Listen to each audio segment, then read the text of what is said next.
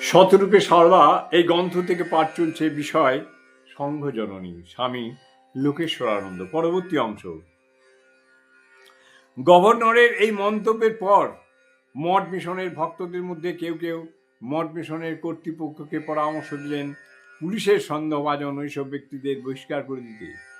এই পরিপ্রেক্ষিতে কর্তৃপক্ষ এক অস্বস্তিকর অবস্থায় পড়েন। মঠাধ্যক্ষ স্বামী ব্রহ্মানন্দ তখন দাক্ষিণাত্যে।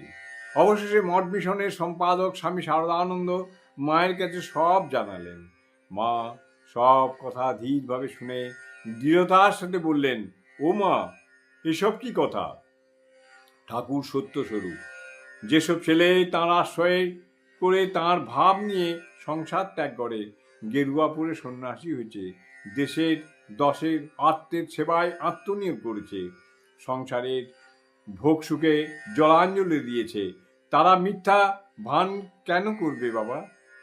তুমি একবার লাট সাহেবের সঙ্গে দেখা করো, তিনি রাজ প্রতিনিধি। তোমাদের সমস্ত কার্যধারা তাকে বুঝিয়ে বললে তিনি নিশ্চয়ই শুনবেন। জয় মা, জয় মা, জয় মা।